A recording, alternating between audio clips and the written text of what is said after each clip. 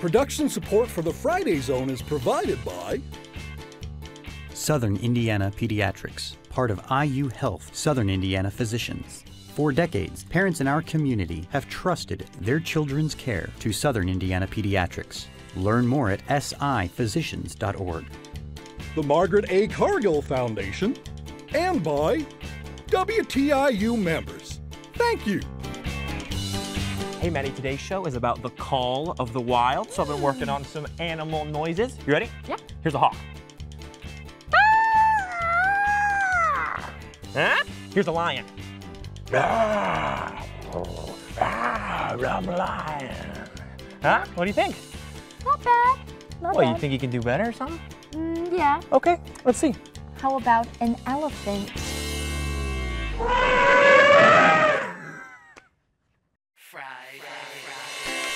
The week is done and it's time for fun. There's room for everyone in the Friday Zone. So much to see, who will we meet? It all happens magically in the Friday Zone. Friday Zone. Friday. We've been waiting for you. There's so many things we can do. Gonna learn a thing or two. Playing a whole day through. Friday Zone. In your eyes, there's a surprise. You never know what adventure might arise. Friday Zone. Friday Zone. Friday Zone. Welcome to the Friday Zone, everybody. I'm Maddie. And I'm Taylor, and today we've got some awesome animals joining us right here in the zone. Maddie, do that elephant voice again. Oh, I can't. My voice is tired. But anyways, we've got a song by the Jimmies on the Friday Zone playlist. What? I got the guitar. I got the guitar today.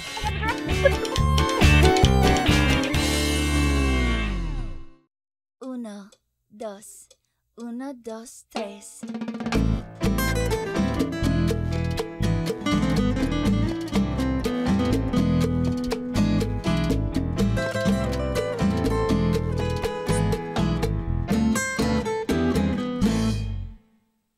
Caballo, ciervo, gato, perro, pollo y vaca con sombrero. These are some animals that we know how to swing in español. A horse is el caballo, a deer is a ciervo, el gato is a cat.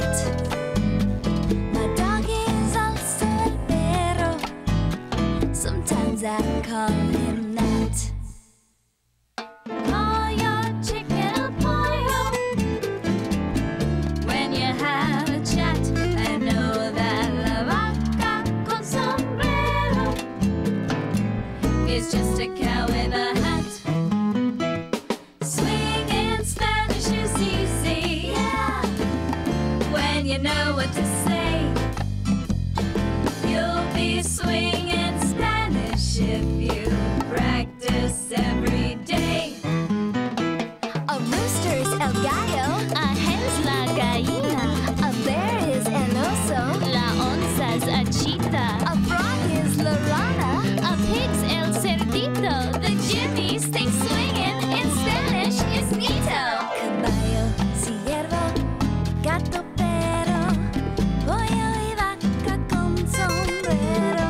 These are some animals that we know how to swing in español.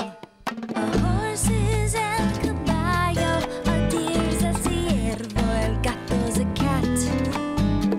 My dog is also el perro, sometimes I call him that. Pollo, chicken, or pollo. When you have a chat, I know that la vaca con sombrero is just a cow with a hat. You'll know what to call it, be it gopher, beaver, or mole. When you learn your animals and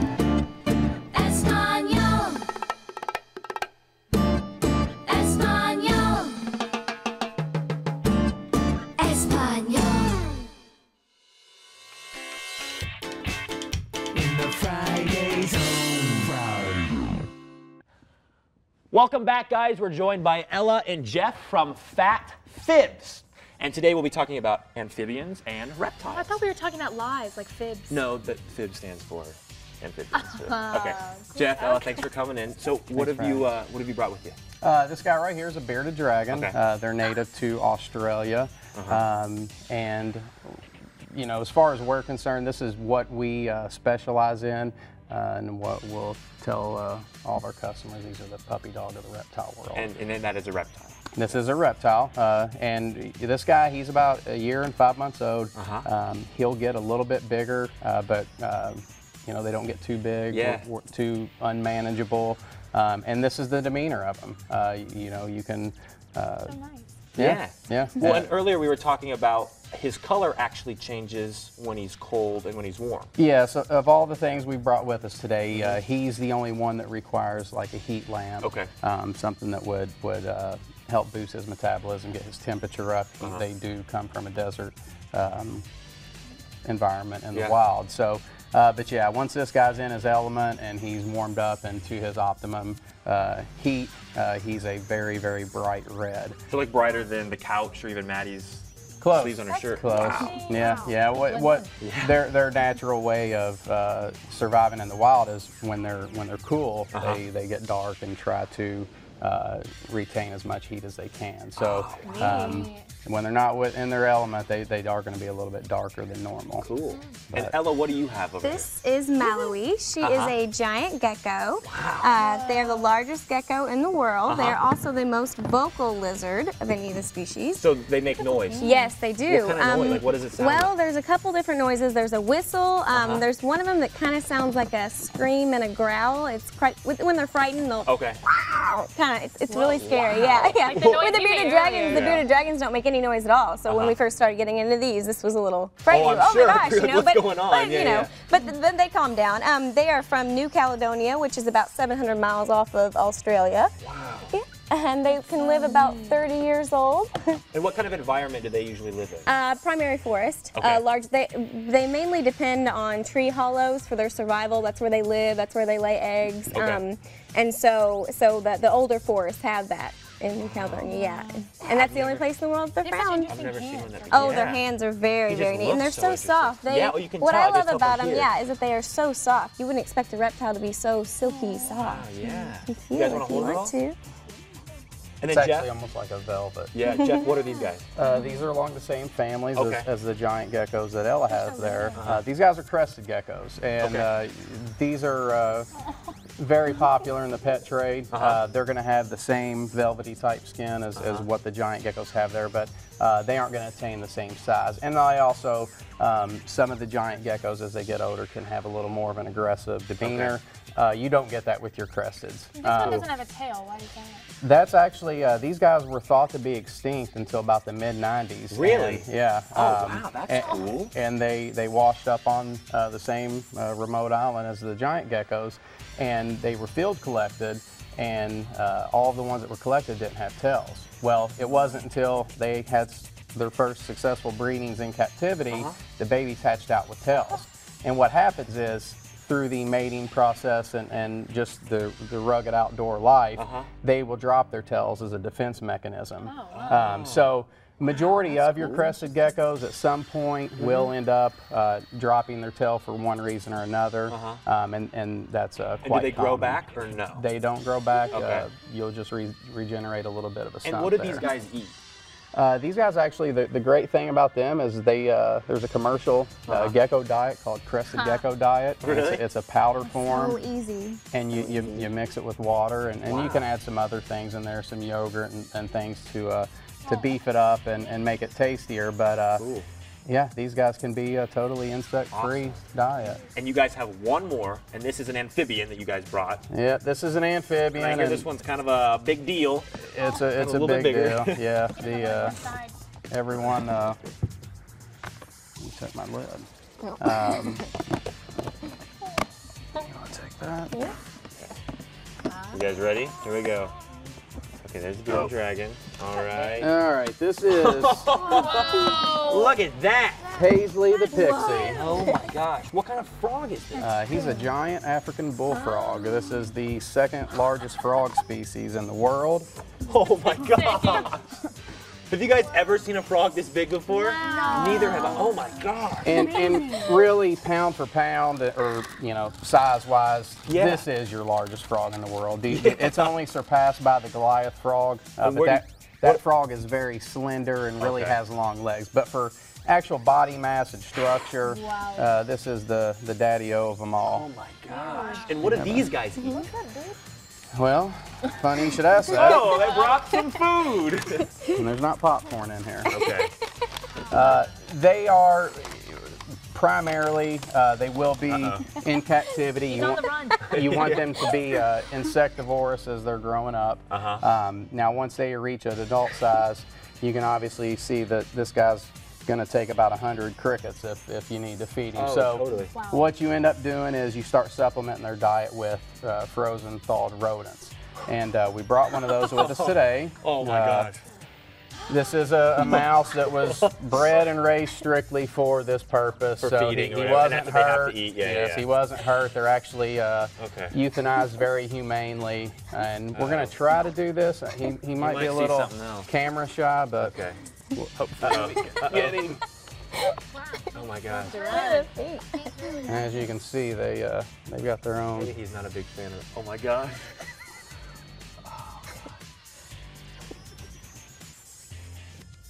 So does he smell it, or does he see it, or how does he? He don't smell it. He sees it, but this He's a little ornery today. Yeah. Yes, I don't think he's liking the lights, but. I know, he's looking right at me.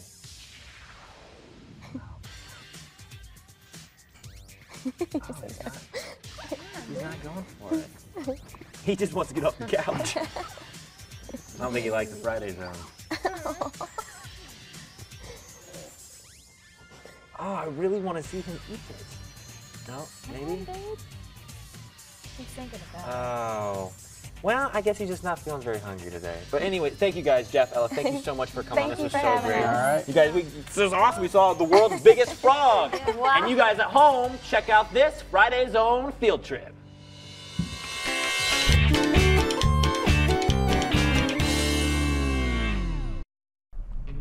I'm here at the Exotic Feline Rescue Center, hanging out with some wild cats. Let's go check it out.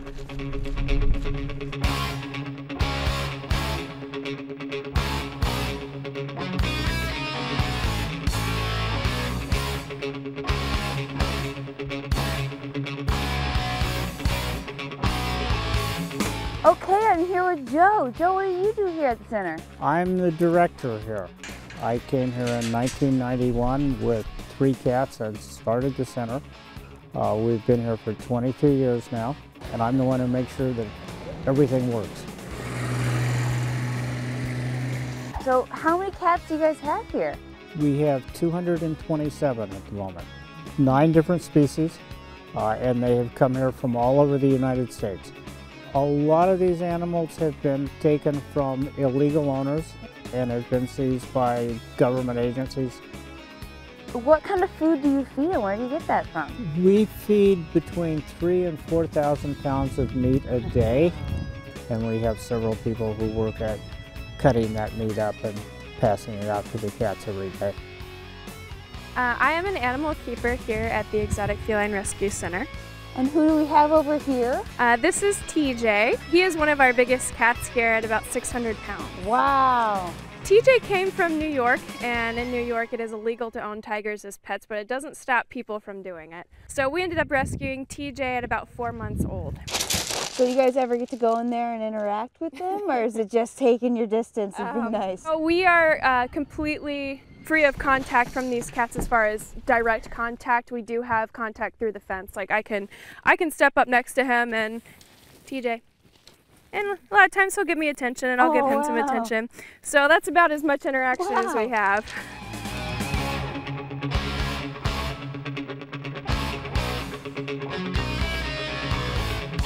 So if we wanted to get involved, how would someone help these cats? Well, in order to volunteer or work out here, you do have to be 18 or older, and that is because these guys are pretty dangerous animals, although they make cute noises and they're really charismatic. They're big eyes, big friendly smiles a lot of the times. They also have big teeth and big claws. What we have a lot of younger kids do is do like fundraising programs. We are a nonprofit, so we don't really make any money or make a lot of money. And all of the money that we do bring in goes right back to these guys. So we buy them toys. We're able to build them these big tanks, build towers for them to climb on and jump around on and chase each other. So they have a lot of space, a lot of room to play around.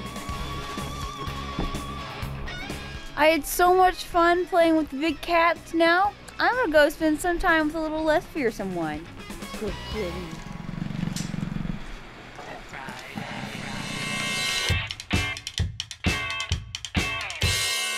This time on A Moment of Science, dog mouth versus human mouth.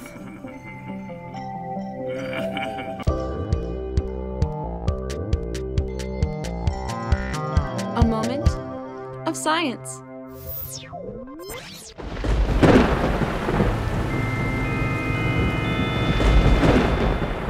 Tonight, Igor, we will finally witness which is really worse. A bite from a dog or a bite from a human being!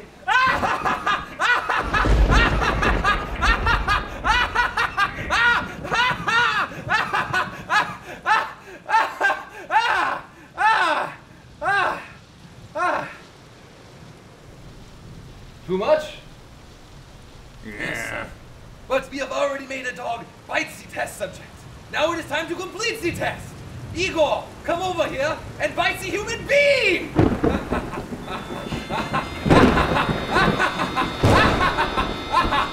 Let us see which bite gets more badly infected!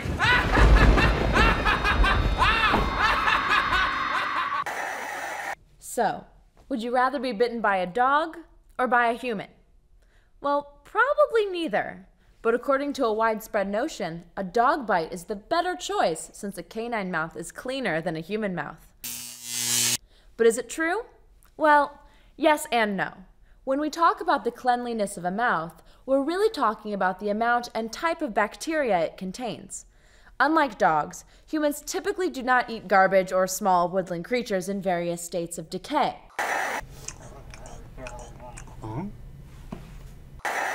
But insofar as a clean mouth means one that is less likely to cause disease, also consider that germs tend to be species-specific.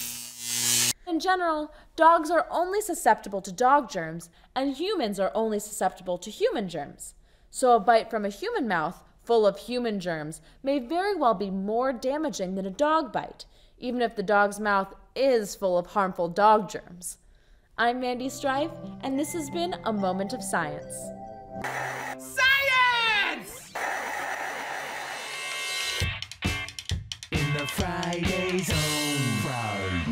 And here in the zone is Sabrina from WildCare Inc., a wildcare rescue organization in Bloomington. And we're joined by a bunch of friends here too. How you guys doing?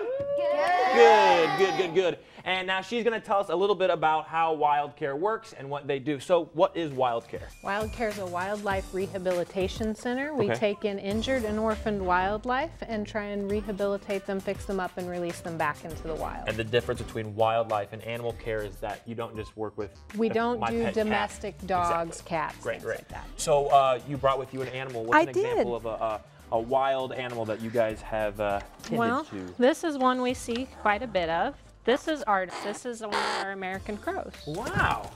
So what happened? Man, I feel like I see crows everywhere. What happened to this crow that you had to be brought in? She actually fell out of her nest and was taken in by a group of well-meaning people, and they actually kept her for a few weeks. And unfortunately, crows and other birds, when they're very young, imprint on what they see as mom. And so by imprint, that she thought... She thinks that people are her family instead of crows. She doesn't associate with other crows, so she couldn't be released. So she's going to stay with us. So she'll never be. So she's what you guys would call an ambassador? Correct. For you guys? And what does that mean? It means that she'll live with us for the rest of her life at the center, and she'll go out to schools, scout troops, things like that, and teach the public a little bit about crows themselves. Okay, so let's say, for example, I'm that family. and I found this crow. What should I do if I found an injured animal in the wild? Well, the first thing we want to do is make sure we find an adult. Okay. We don't ever want kids or anybody to try and pick them up by your hands. You want to find Okay. a large blanket And why or is some that? gloves. A lot of them carry diseases or they're course. usually injured, which makes them more liable to bite Yeah, or scratch yeah. you. And then find a small container, something quiet and dark with air holes in it, and put them in that. Keep them in Okay. a nice, dark, quiet place until you can get them to a rehab center. Okay, and you don't, obviously, you don't want to keep them with you for very long because No. in the example with Artemis, And you the can't other thing re-release. is you don't want to feed them anything. Really? Because you don't know what they want. A lot of people find fawns that have been orphaned or rabbits, and they try to feed them cow's milk because babies want milk. But it's actually poison to most of the mammals. They have to have special formulas. So leave it up to the animal wild care experts. Yeah. Right? Yeah. You guys have any questions? I mean, I've never seen a crow up this close. Yeah. Me neither. What does it eat? She eats a little bit of everything. She likes fruits, veggies, meat, pretty much anything she can get a hold of. Nice. Little scavenger leader. Is it still a baby? She is almost a year old. What other animals have you guys had come in that people have brought in that you have found? We get in pretty much everything from raccoons and possums. We get a lot of bunny rabbits in during the year. We take in fawns, coyotes, Wow. foxes. Yeah. That's cool. That's great. Turtles. We got a few snakes in last year. Okay. What kind of snake injuries? Usually they get stuck when they're trying to shed, like in between fence wires. You get cut or something like that? Does she communicate with other animals, not crows? Actually, she communicates with people. She is learning to say hello. What? Our other crow at the center says hello, bye-bye. He'll say They can please. speak? Yes, they're actually smarter than most parrots. Really? What? I didn't know that. Can she say anything right now? Or is that, I don't know if might be she a little will or camera not. shy. You say hello?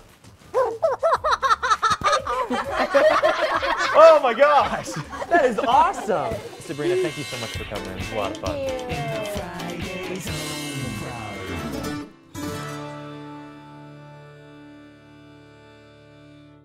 Welcome to the Earth Eats Test Kitchen.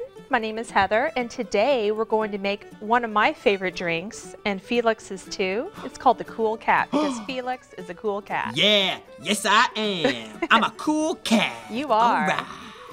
And this is going to come together really quickly. And you know what? You can use any fruit that you have that you like. Okay. I am using banana, pineapple, and a little bit of orange juice. Oh, yeah.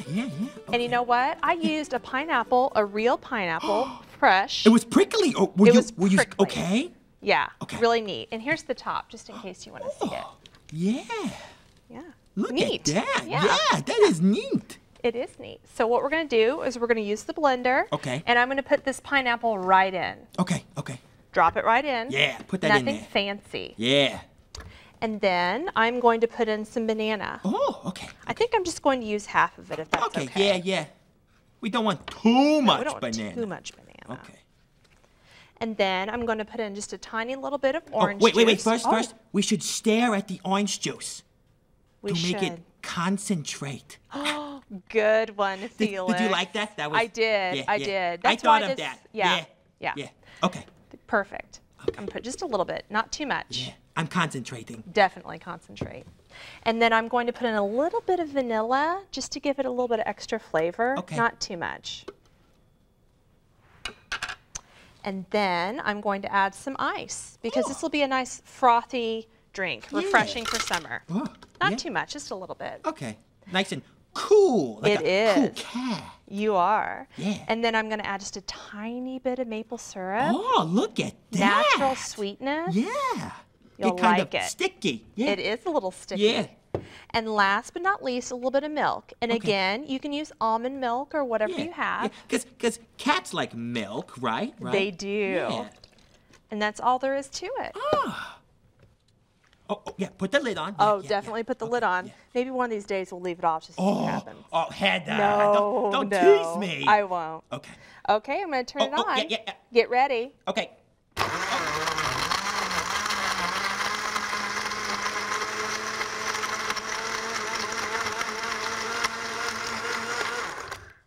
And that's it. Okay. I'm going to pour this into a big glass just for you because I know that you are thirsty. Yeah. Us cool cats get pretty thirsty sometimes. Yes, and you deserve it. You've worked hard. Oh, thanks, Heather. You work hard too. You should have some. You should. I should. Yeah. And look what I have for you. The An umbrella. Oh, yeah. It's perfect. Just like this. Yeah. Oh, that is so good. You it like? Is so cool. It is. Perfect drink for a cool cat like you. Hey everyone, here's that recipe again.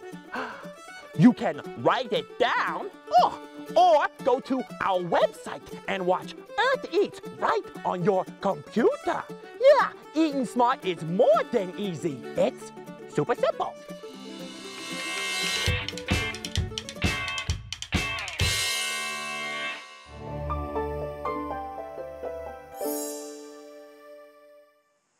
Hi, it's me, Bub. I am a domesticated animal. I am not wild.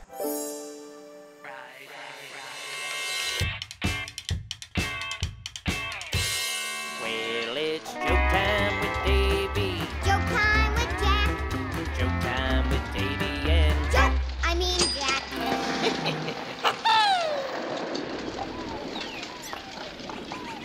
Hey, you Dad. What kind of dog would you find in a cave? What kind of dog would you find in a cave? I don't know. A bat terrier.